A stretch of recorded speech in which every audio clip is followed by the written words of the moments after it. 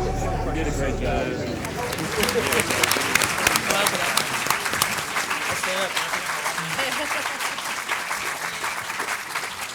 Stay there. This is you.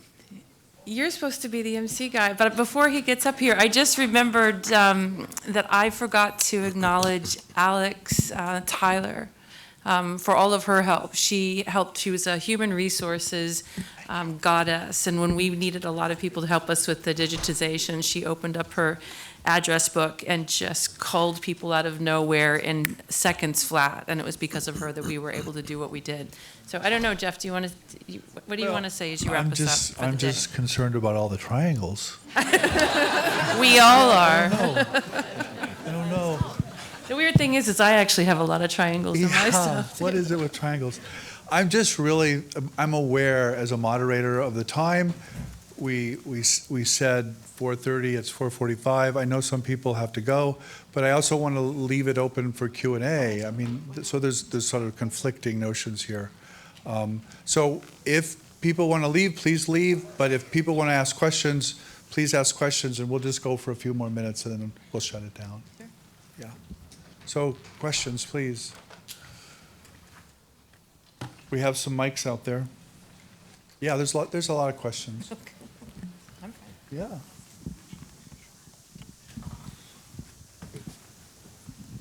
I can explain the triangles. Okay, the triangles, there's two groups who came here as sort of the fallen angels, and they are the artists and the scientists. So it's them at the top and their connection and birth to humanity. So it's always art and science connected by humanity. Okay. Okay, thank you. Thank you for that. Thank you. Hi, my name is Chris Devine, and first of all, I just want to say thank you so much to this whole group. You've done incredible work. As a firsthand experiencer, starting 4 years ago, if not sooner, as you guys know, it transforms your life. You become compulsed, and you want to know what's going on. And my question is specifically, amazing work on the archives. I guess my question is, how do we collect our stories, and what do you recommend for other experiencers in how to document their journeys? I found it very challenging to pull together my story because I don't know how to explain why. It's just all over the place, I feel. And I think it's really important that we capture current experiencer stories and add them to future archives for data collection and analysis. And then I just want to add one thing to the Mr. Streeper, thank you so much for your contribution to the archives, and Dr. Jan Mack and everybody else. Thank you, guys. Thank you. Can I just say one quick thing? Thank you. Elliott will have a more fulsome response to this, I think, but one of the simple things that we know that we want to do, as soon as I've had a week's worth of sleep and, and recovered a little bit, we want to update our website, and we're going to create a space in our website nominally where experiencers can come in and anonymously leave your stories. We will probably not be able to get back to you on it. You'll know that you're leaving it just there to add to the data set. So. And there will be lots of other ways too, but that's just one idea that we recognize. I'll just say, I think in a community engaged research, come talk with us, but this is something that experiencers can and should organize themselves in multiple different ways, right? Because that's, the archives is a place for research and preservation and access. And the door is open, right, to form that dialogue. But these stories are also for other experiencers to see others being seen, to see others being heard with their stories. And that is not properly, I think, something that the archive can do. And so I think it's an encouragement, hopefully, for the increasing number of experiencer groups that are organizing to serve a purpose, right, for that community, and then seek partnership. I have a question, which is this. As we develop this more thoroughly, the data sets and our analytical abilities, would it be possible to form a useful idea of how NHI thinks about us, because it's out there. After all, none of this would exist if it wasn't there. But what is it, and how does it think? So let's keep that in mind over time. Just a quick response to that, Whitley, we've, at the moment, I think we have 400 different qualitative and quantitative questions that Elliott can speak to. We're breaking down in various different categories. It's an incomplete survey. We'll probably add another 100 of them so that we can, to the best of our ability, extract out the data that might exist that could help answer that question. Great, I'm glad to hear it. Yeah. Hi, Joel Gruber here. So I had an experience that I was describing to a doctor who was also a scholar in shamanism, and it was with 3 blue light entity beings. And it was anyway, so when I finished, he said, you know, for most of history, people describe those as deities and spirits. And then so also if I look at like my research in the recovery community, a lot of these people come in with a Christian background and they have these very crazy experiences that get them sober, but they describe it in more Christian type godlike terms. Mm-hmm.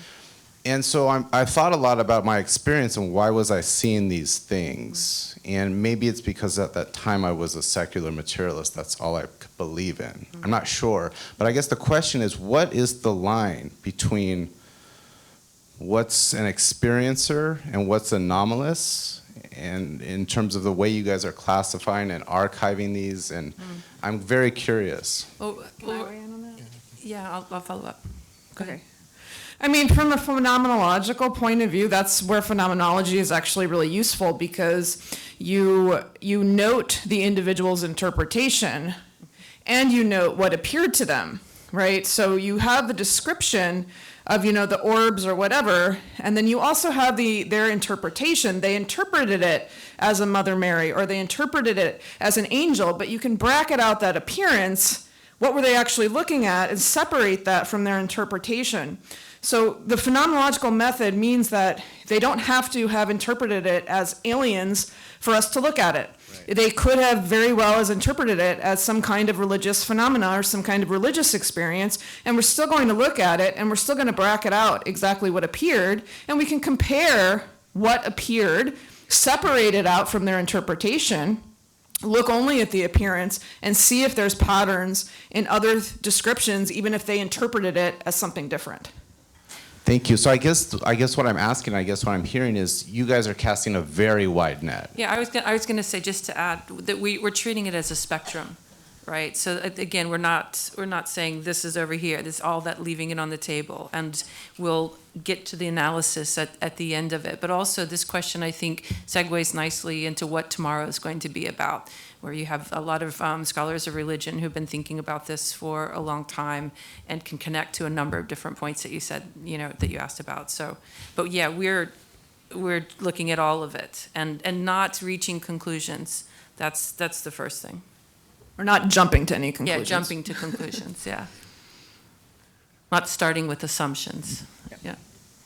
Hello, I want to thank you for the amazing work you've done, and something that relates to what I do in my Muggle job has to do with the anonymization and what standard you're going to apply.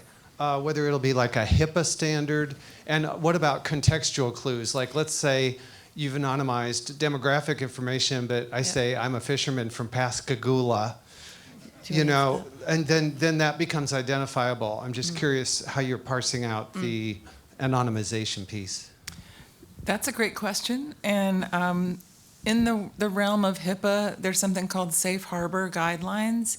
And that's about 18 different data points that you could use to identify a person. And just like you were saying, it's contextual information, you know, so name would be an element, street address, city, state, zip code, and then, you know, numerous more points of data in a letter that you could reasonably put together to identify someone. Like you were saying, somebody's occupation in a small town in a certain, range of 5 years in the 80s, you could probably identify that person if you knew some things about that community.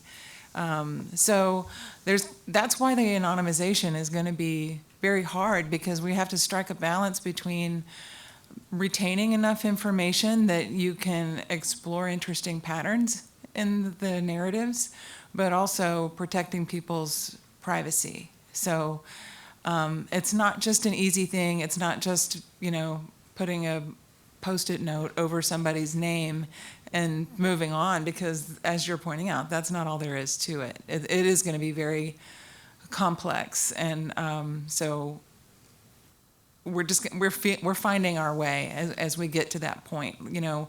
We are currently creating a really clean transcription set of the letters, starting with the letters, just starting from there, and then we're going to have to collaborate and really work on that very gnarly question of the anonymization. I would just add two more things to that. One, we have a very, very small, I don't even know if it's a full handful of individuals who have signed NDAs who are working directly with those materials. So it's not like there's a huge team of people who can just get in them. And also there's a distinction between the letters that people have written and then the sessions that John Mack conducted. So as a matter of a condition of donation, the Mack family, including with my strong encouragement and support, are withholding those materials from the public for 50 years. So the reason that we're doing this metadata project is so that researchers can have access to the data within it without actually having access to any of those materials. So you guys won't see those transcripts, but what we're hoping to do is create a novel in-user interface that allows for a dynamic engagement with those materials while never, at least for the next 50 years, allowing anybody to see them. So you can get at the content, but while protecting the individuals. I'm adamant about it. I do want to talk to that muggle. Your day job of anonymization, and this is another area where I think we get an industry windfall. There's some very sophisticated natural language processing techniques used in medical record de-identification that I think would be very applicable potentially, and so we'll evaluate them. And they do have research kind of access, which I have. So we'll evaluate a full set of tools and use the best ones. I had a question. So actually it's two questions. One is, have you thought about looking at or making heat maps that can locate like epicenters of activity in time and space? Because I had my experience in 1980. I was very interested in like what was going on around me, where other people, was there something going on? That's one of the data points we'll pull out of it, of Definitely. many. Yeah, for sure. Okay. So you could imagine what kind of granularity of geographic data is it okay to reveal? So that's a question, because we would love to do something like what you're describing. Wouldn't we all like to see that? We would, but it's a question of how much, what granular data is it okay to share? So maybe it would be the first 3 numbers of a zip code would be our protocol that we would agree on. Like, okay, that's a city. But it's not going to tell you what part of the city, and The other question is, and I find my own material is kind of sacred when I go back and look at it. And is there a way, can experiencers or anybody, do you have to be a researcher to like interact with the material directly? Ultimately, we want to give public access as well. Right now, nobody has access. So I don't know if we have 1 more year or 3 more years, to do this. We're trying to do it as expediently as possible. Like I said, my husband keeps hoping I'll come home someday. So there's a high level of motivation to get it done. But we'll take as long as it takes. And we're also going to be acquiring the collections of other people, especially of the legacy researchers that whose names you would recognize. I don't want to say any of them right now because we're in dialogue, but this collection is getting ready to expand greatly in the course of the next year or two. So I think we're probably realistically maybe 2 to 3 years away from the biggest amount of material. So we might be able to offer But- some. And the Strieber letters are open for research, Yeah, right? yeah, for sure. And so it'll be a collection by collection thing, but the Strieber letters, like Kim came and looked, you can make an appointment. It's a 24-hour notice because I have to get it from offsite, but anyone can come You don't in have to and- have academic credentials to come in. No, Okay. the library here is open to the public. Rice is a private university, but the library is open to the public, and the guides online say whether collections have any restrictions on them, if they're open for research. The Strieber letters, yes, they are open for research with researcher agreement about not publishing the experiencer's name or address, those kinds of pieces of information. It's just like quoting from letters. You can't come in and scan the letters yourself. And you can't use the information to contact those experiencers. So. Thank you. And yes, you do need an appointment with perhaps more than 24 hours notice, Oh, I'm just sorry. because the Listen reading to her. room gets full is all. Yeah. Hello. I would just like to acknowledge this is an incredible endeavor that you're undertaking here, and I think it's very important that this could spread to other institutions and other organizations. And I'd like to know if there's going to become some sort of standard model for creating these archives in other organizations that you're going to release. Yeah, absolutely. I mean, so, we plan to release a lot of open source code and documentation on the workflows and publish our evaluation, kind of templates so that people with my set of skills and stuff could deploy it. And then, as soon as there's operational capacity, research infrastructures are meant to be used by a community. So that's the goal.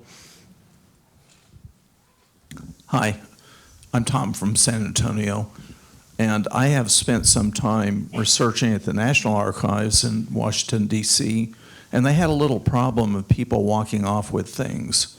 And I wanted to ask you about security, physical security of the hard copy material. Mm-hmm. That's you. Thank you. Yes, so that is why like the National Archives, our materials don't circulate. You can't check out our materials and take them with you. You have to interact with them in the reading room, which has typically 5 archivists surrounding the reading room and in it and watching what's going on in the reading room. Yeah, that can be a problem with some collections more than others. The Strieber letters are individually numbered with visible numbers on each one. It's a deterrent to taking letters. So yes, humans will be humans, and so we do our best to mitigate that, definitely. The lockers. Oh, yeah. Well, standard operating procedure in a reading room of this kind is that people don't bring in bags and jackets, of course, no water and coffee cups and things like that. So you just bring in what you absolutely need to do your research, so you can't be tucking letters into your belongings there. Yeah, that's good, because the experience I had was you couldn't use a pen or your own pencils. You had to use the materials, at the office. Mm-hmm. And Yeah. when you left, they actually put it in a locked bag. If your own notes, that's the only thing that you could take out. And then you put it in a locked bag, you go down, and then they unlock it and check it, and then you exit. So I'm just, I want to encourage any archives to have physical security. Thank you.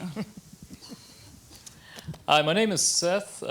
My primary question falls along the idea of y'all's research. Are y'all planning to work with anybody in order to help expand legal protections for experiencers and repercussions for them Is Jeff here? explaining their experiences? Jeff, do you want to answer that one? So the question is about legal protection for experiencers? Yes. I mean, that's why we follow so closely IRB. We work as an institution, and IRB, Institutional Review Board, these are these ethical questions that are being addressed here. It's certainly not in our purview to supply legal help to experiencers, if that's the question. Oh, no, it's more like, have y'all thought about interacting with people that are in that area of expertise by sharing this kind of information with them in order to help form these amendments? So there's a lot of seeds being planted right now. And so professional services like lawyers, I think you mean like experiencers who want competent advice about an experiencer-related legal issue? Is that kind of, or legal research? Let's go with the first one. Either, okay. Just like as a blanket. Because I think there's more momentum right now around the mental health conversation. You certainly need educated mental health providers who understand what an experiencer is and are familiar with Mac's work and all sorts of things like that. And that's something that we would support, but ask providers to self-organize in a similar kind of way. If there are people who have experience defending an experiencer who had some kind of consequence, then we want to support those professional organizations disseminating that knowledge as much as we can, but that's out of our scope. So I can just add really quickly, I don't want to perseverate on this, but I had a clinical psychologist friend who was supporting an experiencer who had to go to court to protect the custody of his kids. And so in a situation like that, you can imagine that the upset wife was saying that he was crazy because he believed in aliens and she didn't want her kids being exposed to that. So that's a situation in which it would have been really helpful to have a knowledgeable and friendly, legal counsel to help them in that situation. But generally speaking, like Elliott just said, the biggest need is around the clinical community and community support and just a cross-pollination between people in the scientific and academic community. Thank you. Mm. Me? Oh, yeah, you go.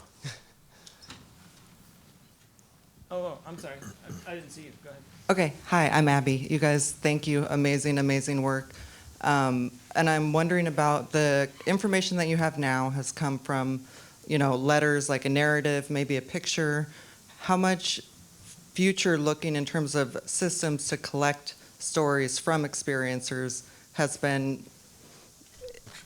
will you be involved in developing that? You mentioned some kind of a form or some kind of collection method. But the difference between somebody sending a letter that's a narrative versus answering questions that could potentially be searched, it seems like there might be a lot of room for exploring different ways of asking those questions, especially as somebody back here had said originally, trying to tell the story is very hard. And so maybe just different ways of asking and collecting feelings. I don't know my exact question, but how much of a role can you guys play in that? Because I think that's a really big opportunity. This is a wonderful question, and I think there are some established communities that we can and should learn from. So research with specific vulnerable or marginalized populations, and this is not a false equivalence, right? But for instance, autistic children or autistic adults, right? There's a mutual interest in performing high quality research to help those communities. And there's a lot of sensitivity in doing that sort of research. We don't have the infrastructure right now that is in place, but we want to learn from it. So that's another area where experiencers can self-organize and where institutions like the John Mack Institute might be able to facilitate, but there's nothing to announce right now, but we know that it needs to be more than this kind of one-on-one type thing. To the extent that there's a front door, we would want to be able to welcome people to a front door. Yeah, this isn't going away. It's not getting smaller. It's just getting bigger and bigger. So we're trying to figure out how to expand the aperture to accommodate the needs. So I don't know if I may have to move my husband here. So right. So I think we have room for one more question, and then we need to go. Hi, my name's Connor. A lot of people know me as Oak. I am the founder of the Experiencer subreddit, which, along with a team of amazing experiencers, thank you. It was founded as a direct result of my own contacting experiences, and I guess that begs the question, if you guys ever get a sense that NHI actively encourage or at least desire for this kind of research on experiencers to be done. I don't know if they do. I just know that I did. I want to know. I wanted to get at this, and because I know we all want to know. I want there to be like hard statistics when people ask, well, how many people over what period of time? Are abductions still happening? Are they not happening? It drove me crazy that we have all these, abstract, numbers that we throw out there, and none of it was grounded in any kind of real deep, meta collection analysis. So this is just my own narcissistic need to get to the answers. And of course, it turns out there's a whole community of people that want to know as well. So that's what it is. Cheers. Yeah. Thank you guys for hanging out with us for so long. I know that was a lot. I would be interested in hearing from anyone who does have a contact experience that is expressing attention at this event or at this type of research. That is something that I've heard from the people that I work with and talk to in the community, that there's attention at this event. And I bracket and continue investigating. Okay. Thanks, guys. Thank you all.